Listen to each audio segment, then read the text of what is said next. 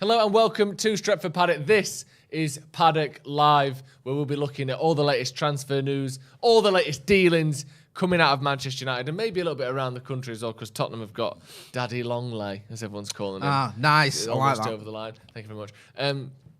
The latest Manchester United news, we'll look at Ronaldo, we'll be looking at De Jong, we'll be looking at Eriksen as well, because I believe there are some updates on Christian Eriksen. But the big story today that's coming out of Gerard Romero, who's been sort of the constant, almost ever-present De Jong mouthpiece, if there is such a Look role. at me, I'm Mr. Barcelona. Yeah, I'm Mr. Barcelona. I've got the the mobile number of the president. Well, how about get the mobile number of the bloke who works at Spa on Piccadilly Gardens.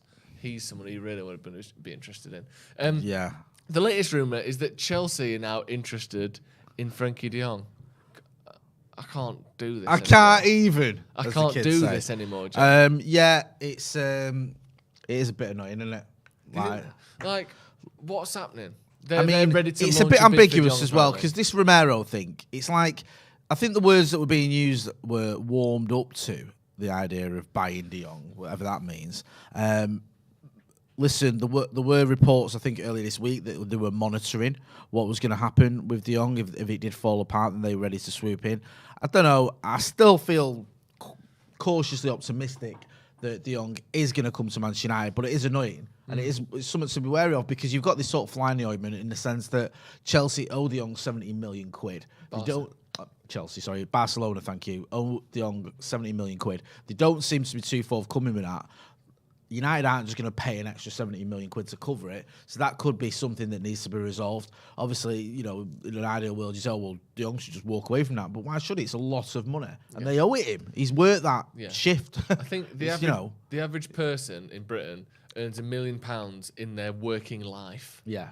So, like you said, well, he's a millionaire anyway. Who cares? That is 17. The average person 17 times. That is their life's earnings 17 times.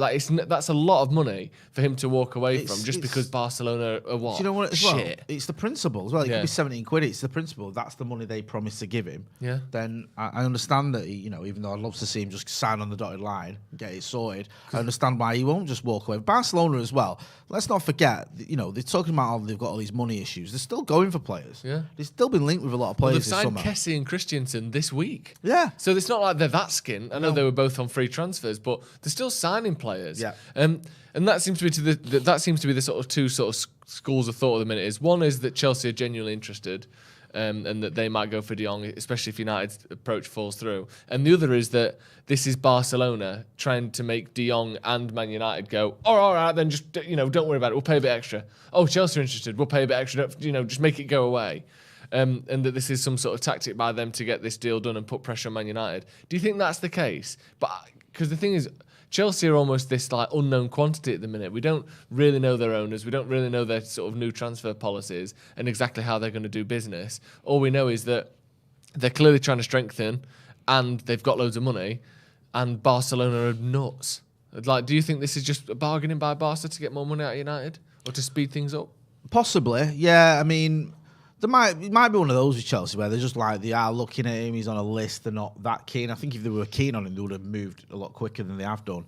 And then, obviously, Barcelona can use it to their advantage, like you say, because they can be like, look, Chelsea are in for him. If you don't get your act together, then we'll sell him to Chelsea. And also, I feel like with United, there's a big part of this as well, of sort of starting Ten Hag off on the right footing. Yeah. If you've put so much hopes to this transfer, this isn't like the Eriksen one, or even the Malacia one, where those were sort of, not afterthoughts, but weren't the main priority and either free or a low transfer fee. This is almost your marquee signing. This is the one we want De Jong. He's going to be integral to the way that Erik Ten Hag plays his football.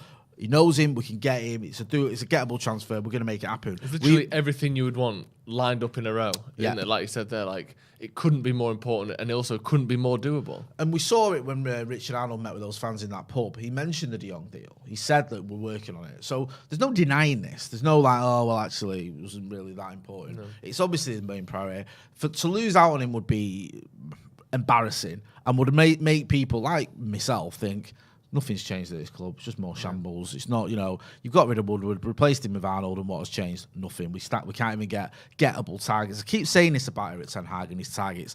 The one thing that bears thinking about is he hasn't come in here with a stupid wish list. He hasn't come in here and said, I want all these £100 million players who are just not obtainable. He's coming here with a realistic list of players that we should be able to get as Manchester United Football Club. Yeah. Tyrone Malacia, it's a minor. Do you know what I mean? Rotherham could have probably got him if they'd have pushed for it. Do you know what I mean? 14 million, whatever it is. Yeah. It's not beyond the realms of possibility for a club like Manchester United to get that deal done quickly. And to be fair, we did. Yeah. Christian Eriksen, a free transfer on a 3-year deal, decent wage, makes sense. He's gone for it. Fine. Get it. Good. But then you look at it and you go, okay, De Jong, 60 to 70 million, whatever. Bit more difficult, but gettable. Barcelona are obviously willing to sell him. If they weren't, there wouldn't be a discussion. He's willing to come. You can do that. Lisandro Martinez, Ajax will sell him. Anthony, Ajax will sell him as well. I know they've sold Gravenberch and Haller is it already. But these are gettable players. He isn't going, get me someone who you go, hang on a minute, that's not going to happen. No. And that's I wouldn't say it's frustrating just yet, mildly frustrating maybe. I'll get into the chat and then I'll go back to you. Sion Bose says in the super chat, says, I guess add-ons are the deferred wages. Could we take those on and just pay the transfer fee? Pay the deferred wages over 2 years, at least it comes. We're still paying it though. We're still, you know what I mean? That's still 17 million quid. I understand your point, but it's still money we've got to pay. Of all the people to pay this, it's not United, is it? Like, Barcelona are just being proper weird. Like, I don't know what's going on with them. Like you say, they've got money for one thing and not for the other. Apparently they're in for Lewandowski and they've got money for him. So what's going on there? They were even talking of going for Bernardo Silva. I don't think they could pay him with it for him with. Do you know what I mean? 50 million quid or so they want for him. Like, how are they possibly going to afford that? I think they'd be lucky they got him for that as well. Matthew Sargent, who's been a member of the academy for 20 months, says, can we just have one summer without United taking the piss? I'm on my knees. Giorgio says, Timo for Ronaldo? Question mark. Would you do a swap deal with Chelsea? I did in my news this morning that maybe Kante could be one of those. It seems very unlikely. No, I wouldn't. I don't think he's good enough in front of goal. Although I think he'd score goals. I think he'd do a job probably better than the players we've got now, but I just don't think. Was it like, where was he before? Leipzig, was it? Leipzig, yeah. Smashing goals in for them. I think 30 goals in a season. He's just never been the same player, has he? Remember that first season at Chelsea, the amount of great chances I saw him miss. I don't think I've ever seen any player. He would literally miss 1 to 2 brilliant one-on-one chances per game. Like, I'm not even like, it literally was like. Do you remember when everyone was giving for getting space and getting in the right position and drifting past his man or running behind? He just misses everything. You know, like, he must have just had like 80 chances a season at Leipzig. Do you remember when everyone was giving Ralph Rangnick credit because United were creating a lot of chances and not finishing them, saying, well, he's doing his job? Do you think Lampard was just like, this guy, man, cost him my job? Like, probably. So I mean, like, we're creating loads of chances and he's just not converting them. Maybe, yeah, it was shambolic. What can I do? Yeah, I don't think Werner's the answer.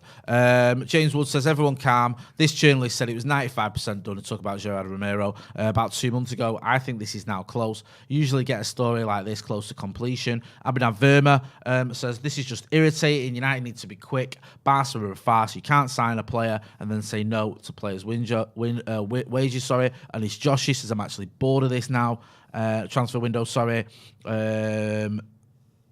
Yeah, I mean, it just, Alex Ferguson, I don't know if it's the Sir Alex Ferguson because he usually calls himself Sir, and this is just Alex, says, would you take Icardi if Ronaldo left? No. That's another one. No, he's not, he hasn't been the same player he was 5 years ago. He's another one. He's a bit like Dybala in the sense that you had these rumours for him 4 or 5 years ago, like, Icardi to United or Dybala to United or whatever. Now they pops up again because it's like, we need someone. When he was a sort of up-and-coming, I think he was inter-captain, up-and-coming player, scoring loads of goals. Then there was the whole thing with his attitude. Then he left, and then he said he wouldn't leave, and then he did leave, and then he's been sat on the bench at PSG for 2 years. He's not the sort of player I think United need. In fact, I think he's the opposite kind of player to what United need. Someone in the chat just said Jonathan David. Sorry, who said that? Sorry, I've lost who said it. Forgive me. 20 legend says Jonathan David. He keeps popping up in the chat. People Jonathan keep David. talking about him, don't they? This is the kid at Lille, I think. 19 goals in 48 appearances last season. How old is he? He's 22.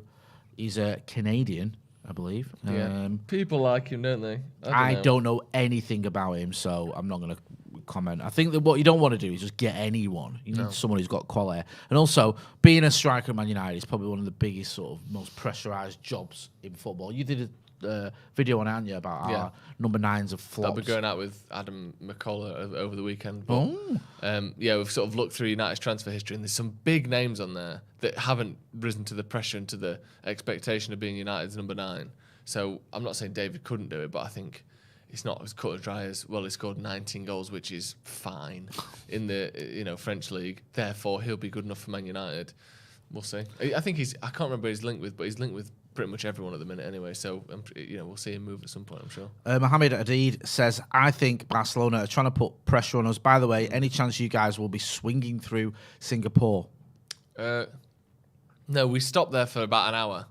Our flight, we fly from Bangkok to Singapore to Melbourne, but we're not going to be leaving the airport or leaving, anything. So we won't be able to bump into anyone, I'm afraid. Sorry, brother. We'd love to come and see you in Singapore, but we're just not going to be there. But we'll be in Australia, obviously in Thailand. So if you're out about, give us a shout. We'll also be doing loads of videos and content and all that sort of stuff. So we'll be keeping you regularly updated on the socials and on air as well. We're going to be doing the news in the morning as per, and the news in the evening as well. Jay with his Parker on outside the stadium in Bangkok. James Woods with the great suggestion I've seen says, Jay mate, let's get Welbeck. Welbeck. I'm starting a campaign. #Welbeck. Let's get him. I'd love to see Danny Welbeck back just for the laughs. Did you just call him Daddy Welbeck? I could do. I didn't, but I did. It's probably a Freudian slip because he is the daddy. Laurie Whitwell was saying earlier that he can envisage a scenario. This is verbatim. I can envisage a scenario where this goes on till the end of the window. Some of their immediate financial pressures, talking about Barcelona, have been alleviated, but there's still the issue of his outstanding salaries.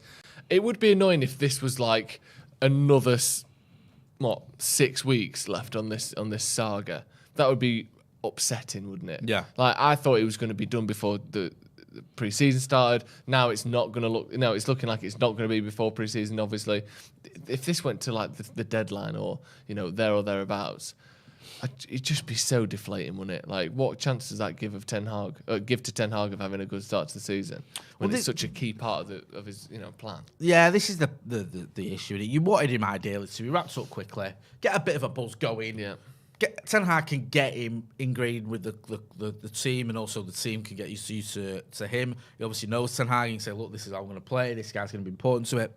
Now you're just postponing all that, hopefully postponing it anyway. Maura Ashwan Pillai says, I believe De Jong is done. All this nonsense is from Barca end, trying to get out of the deferred wages they owe him and make Man United pay. Yeah, it definitely does seem. I've just put a link in, so just giving page, crowdfunding page. A pal of mine is going up Kilimanjaro, helping to raise money for a young lad with leukemia. So check out that if you've got. I know everyone's money's tight, but do check out that link in the chat if you've got a spare few quid. Anything helps out at all for a very, very good cause. What's your mood like with all this, Joe? Are you relaxed? Are you concerned? Are you agitated? Are you bewildered? I'm annoyed. I'm annoyed. Annoyed? Yeah. Not angry, annoyed. I don't quite know Peeved. the difference. Yeah. Yeah? Yeah. Wow, Pissed off. Oh, really? Because it's like, it's just taking longer and longer and longer and longer. And like you said, this isn't just like, it's Lisandro Martinez will he play centre back? Will he play defensive midfielder? He's a good player, but he's not crucial to what we're doing here. United's midfield is so lacking in just players, let alone quality. Like, we've lost arguably four midfielders this summer: Mata, Lingard, Matic, and Pogba, all players who can play, at 10 or further back. Pereira as well. And we've not replaced any of them. And this isn't like you said, some peripheral signing. This guy is so crucial to the way we want to play. If we want to hold the ball and bring the ball out from the defence competently, we need someone that can do those things. And De Jong can do them perfectly. And he knows the manager. And he's available for a somewhat sort of cut price fee because of the fact that Barcelona are in such difficulty. That is a perfect culmination of factors. And we're still unable to get it done quickly. And in a way that would mean that, Ten Hag has got his players in before pre-season games start. It's just annoying. His first game, if he does sign for United, might be the second or third game of the season. That's just crap. Yeah. And we've had so much time to sort this. And I mean, obviously, some of it you can't blame on United because if Barca are refusing to pay him wages that they owe him, that's just, shit from them. That's not presumably illegal. I'd have thought. I don't know how. I don't know the rules on that, but it feels illegal, doesn't it? We'll give you those wages in a bit. Oh, you've left now. You don't get them anymore. So hopefully we can get this sorted. And like people are saying, hopefully this is just a case of Barcelona, leaking these stories about Chelsea to try and make the sort of deferred wages go away. Don't worry about them. Chelsea want him anyway, so see you later. And then United go, okay, well, we'll pay the wages. Hopefully it's that kind of tactic, and United can sort of go, don't be stupid.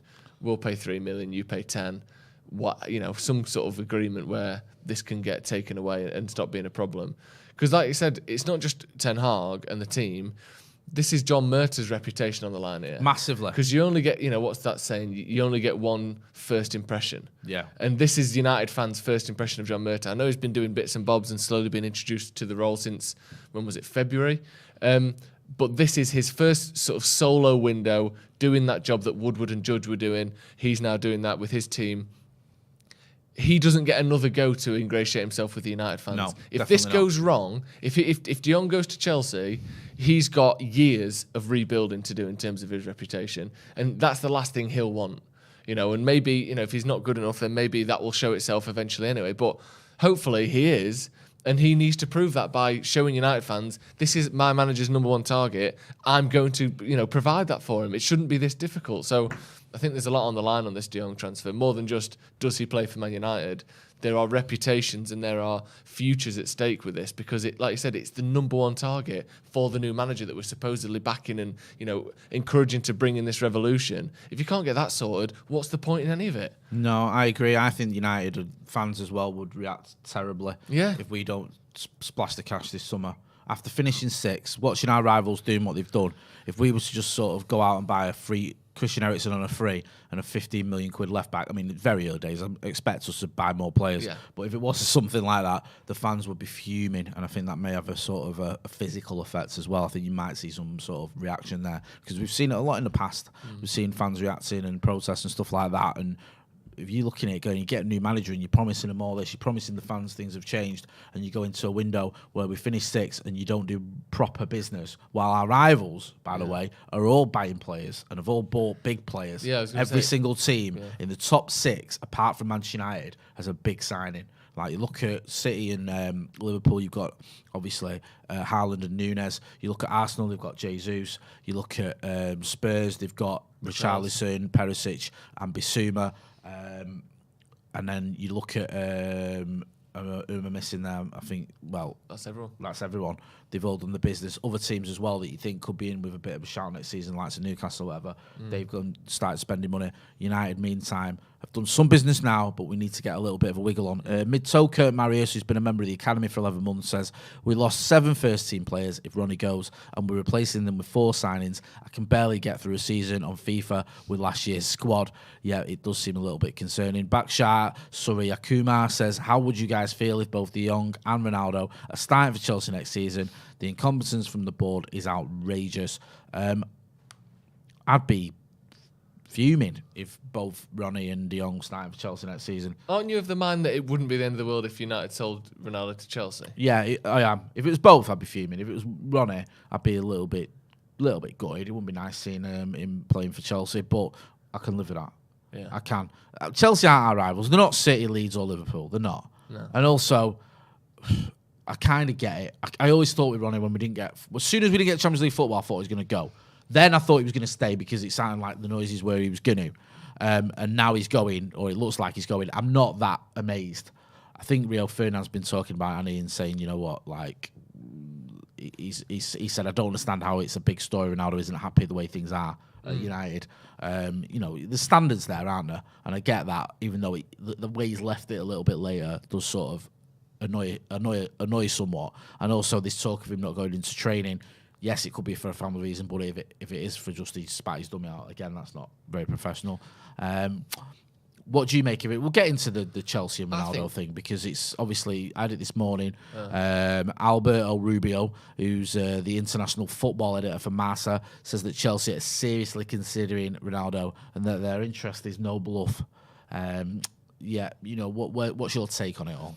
I think in terms of him not being at training, I'll give him the benefit of the doubt on that. In terms of personal reasons, family reasons, he's been through enough in the last sort of few months where I'm going to give him a bit of leeway on not turning up for training when he was back playing matches for Manchester United so quickly after his awful personal tragedy a few months ago. So I'm not going to say he might have just spat his dummy out, because I'll believe that he hasn't. Do you know what I mean?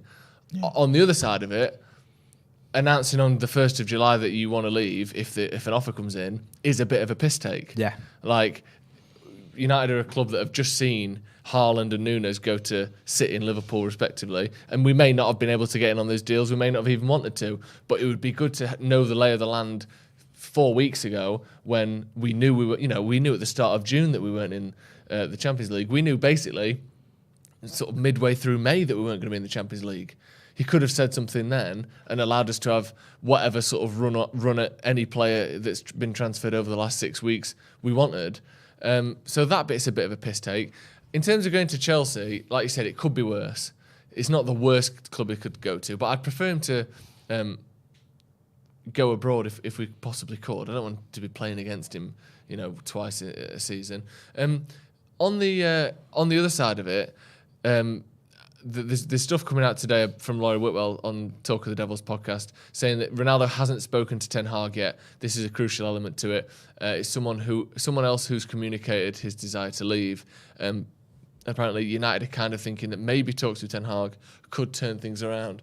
Do you think that's a possibility? Do you think this is, it's not beyond the realms of possibility. You've not spoke to him. Ten Hag speaks to him and says, "Listen, I want another season out here. I know we're not in the Champions League, but I think you could be the sort of the catalyst to get us back into there.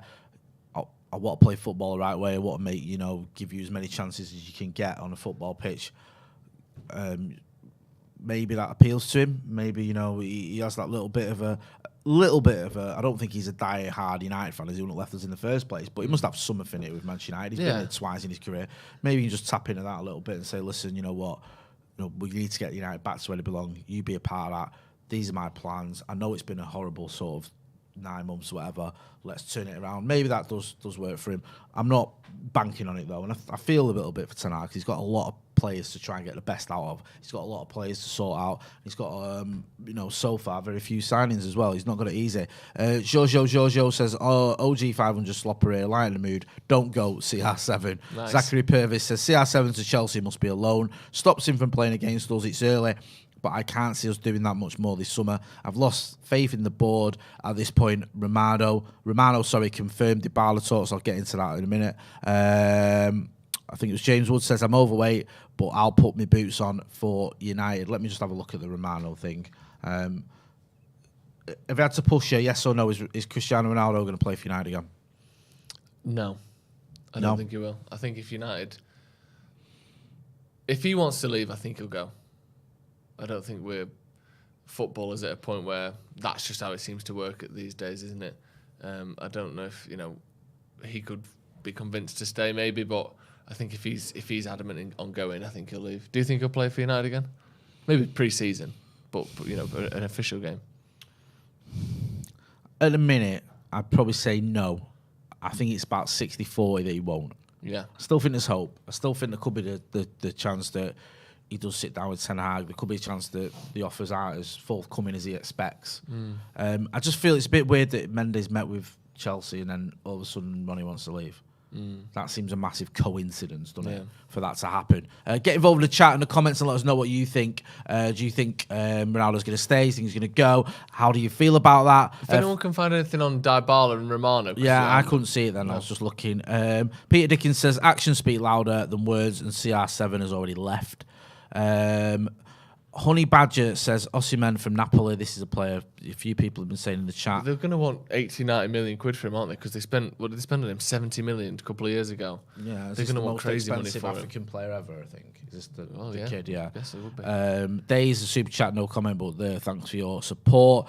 I mean, it's like frustrating again, isn't it? We keep having these peaks and troughs. over the transfer window. Maybe every club's like that, but it feels like it's worse for United because of the De Jong situation. But we went into the window feeling quite excited, and then it all sort of dipped off. And then we heard that a fee had been agreed, and that Malassi is looking good, and then Eriksen's looking good, and then now we're in this sort of lull again where Eriksen hasn't actually signed. He's going to miss the Liverpool game. De Jong looks as far away as it's looked for 6 weeks, and Sandro Martinez has been no sort of update for 2 or 3 days. It's all sort of not looking good again. I just don't want us to do what we did a few summers ago, where it was all fine until Alex Bagley just sent me a message there. It was on his YouTube channel, Romano, where he spoke about Dybala. Let me just have a look what was said. He said Manchester United have had initial discussions with Dybala agents, but still no bid for Dybala. It's normal, these discussions. I don't know. I think Dybala's the sort of signing that people will probably get a little bit excited about because it's Dybala, it's a name. I don't know, I don't think it's right. Akshay Dwarka says, Jay, any updates on international fan cams? We're not really doing fan cams. What we are doing, though, is like podcasts and stuff with people from around the world. And when we're going to be over in Australia and in Bangkok, we will be meeting up with fans. We're doing interviews before the game. We'll be doing podcasts after with you guys as well. So do get involved. If you see us, we'll be chatting to you. By all means, we want to get as many people involved. Also, in terms of sending us videos, we're thinking of doing something there, aren't we? Where maybe that's a reaction stuff where people can send in. So obviously, international fans, you don't have to be at a game. You can just get involved, like we do with the score predictions. We ask you to send in your score predictions, and then we use them on the YouTube channel. So we're going to look for something different next season and keep getting you guys involved, not just the ones that go to the game, but also the ones that around the world, because I appreciate Manchester United is a broad church and we're lucky to have so many fans around the world. What we're not lucky to have, though, Joe, go on, is a severe lack of signings. Where are they? Because I get bored very easily, very quickly. Yeah, I'm do. bored of talking about. I've seen you getting bored halfway through a Vine. 6 seconds long, Jay, and no, can't get to the end of that. Boring. Do you remember Vine? Did you ever do Vines? No, I never Vining, did actually. Did you not? No, did you? Yeah, I did a couple. Did you? Yeah. What about? I did one taking the mick out of that Dapper Laughs geezer. Oh yeah. I did one putting my takeaway in the washing machine. Not a takeaway, Indian meal, to cook me Indian meal in the washing machine. I remember doing that one. I did one with my Danny Welbeck shirt as well. Throwing out a load of shirts and I found my Danny Welbeck shirt. I thought I'm not throwing that way. Yeah, so got involved for a little while on it. But didn't Did you really get any followers? A couple of dozen. Nice. You know what I mean, big in the game. And then they got rid of Vine. I think they got rid of Vine because I was beginning to gain a bit of traction. See, we can't have this. We can't have him taking over over another platform. He's going to become, he'll be the new Dapper Laughs, but funny. Yeah, so exactly. we can't have that. I thought you'd have been all over that, to be honest. No. Well, fair enough. Also, there's less than 300 likes on this video. Can we get to 1,500 likes, please? If you're watching, hit like on the video. It helps us out and lets us know that you are enjoying the content as well. So let's get to 1,500 likes as soon as possible. How concerned are you about, we spoke earlier about Manchester United's rivals. When I say rivals, I mean the other top 6 clubs. How concerned are you that they're all doing business and big, in some cases, big business?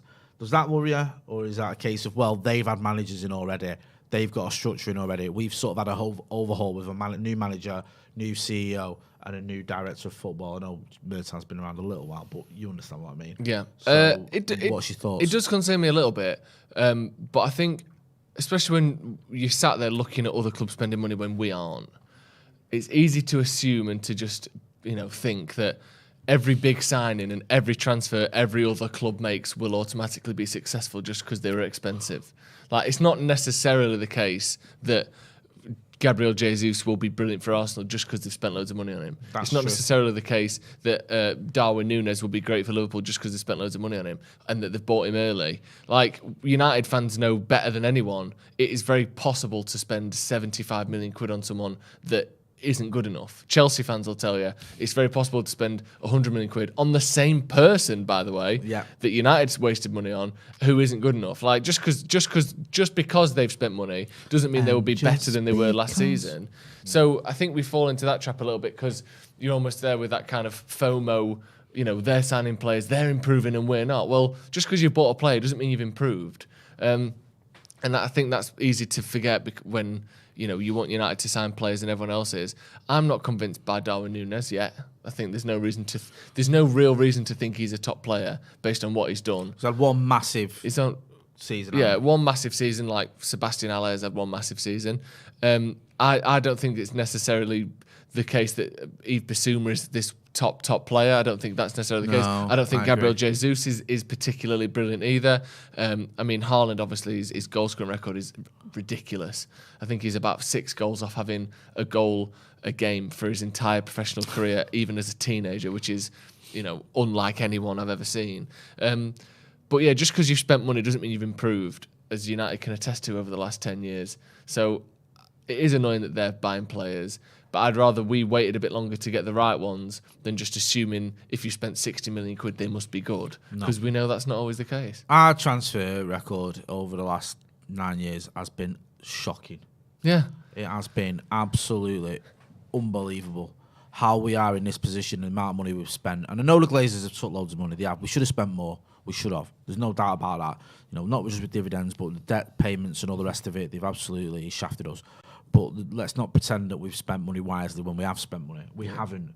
We've overspent on certain players. You look at the likes of Angel Di Maria, Romelu Lukaku. You can argue as well Paul Pogba when you look at what we got out of him. And there's plenty of 30 million quid players that we've just wasted money on. Schneiderlin, Depay, Fellaini. I know Fellaini had more of an impact, but he was never a player that improved Man United particularly. I think Bailly would put, Bailly's not... great example. Wan-Bissaka. Yeah, Wan-Bissaka's talk of him moving on now after 2 years of us and us taking like a £25 million loss on him. These aren't good signings. There's been no plan. And then it's not just those players as well. These sort of short-term things we've done, like Cavani. All right, he had a good sort of first season. I quite enjoyed him, but he missed a few games. Second season, non-existent. Igalo, again, you can buy into it. Big United fan, bit of a cult hero, but that isn't a player that you can, hang your hat on. He's when we need him in the semi-final against Chelsea in the FA Cup, you can't really rely on him. No. And these are the sorts of signings that other clubs wouldn't make, other top clubs. And I just think we've got to get our heads together. We've got to get our house in order, because we can't keep going down this road. We can't have another 9 years like this. We can't. And we're not going to keep being able to do it, because sooner or later, players are just going to stop. Top players are going to stop coming if they're not already. So yeah, we have to sort it out. We have to have a better approach. Mickey Joy says youth. Yep, use the youth, use the youngsters. Jimmy Garner, I know he's a little bit old now. Use him. Garnacho, the kid at fullback, is it Fernandez? Yeah. I'm all about that. Charlie McNeil in a couple of years, I think he's going to be a world beater. It's hard though, isn't it? It's hard now's not the time for that. It's hard to be successful playing youth players. There's a reason the class of '92 are an anomaly. Look at, other than United, for the last 20 years, how many academy players have been playing and starting regularly for the league winners? Almost none at City. Foden at City. Foden, yeah. Henderson at Liverpool.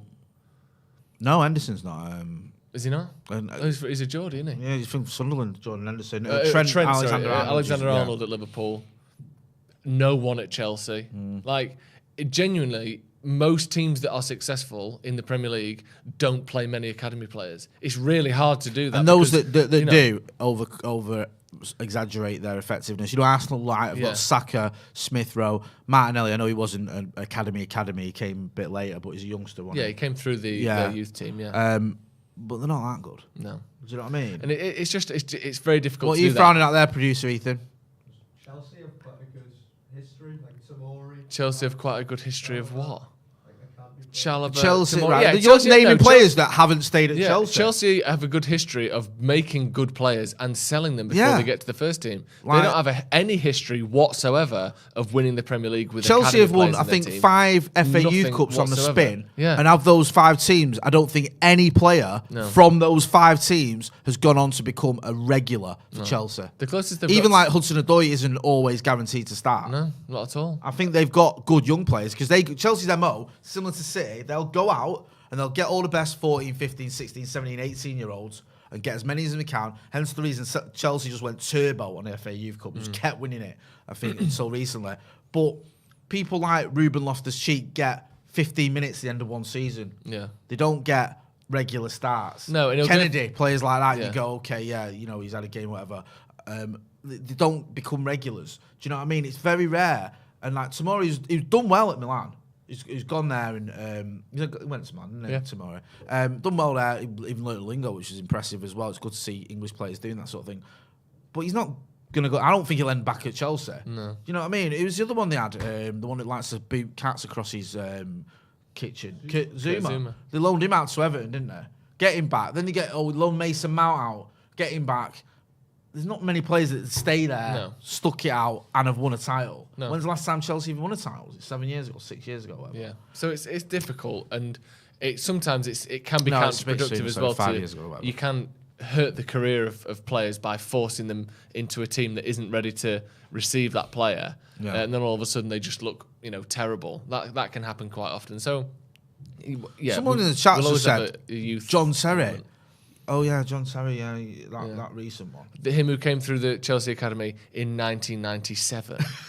Like, fair. There you go. And that sums up my point. Mason Mount hasn't won a title as well. Yeah, that's what I said. In the last 20 years, it's very rare that teams who have won the Premier League are full of academy players or that have come through in that time. Yeah, Reece James again. Reece James, very good player. I like Reece James, but he's not won a title. No. Do you know what I mean? So it's rare. It's a rarity. Yeah. I mean, maybe Chelsea this season will do it with likes of these players, but I don't know. I just think it's going to be the Scousers versus City again. Stevie86H says, imagine Ronaldo and Frenkie go to Chelsea. Yep, it would be proper.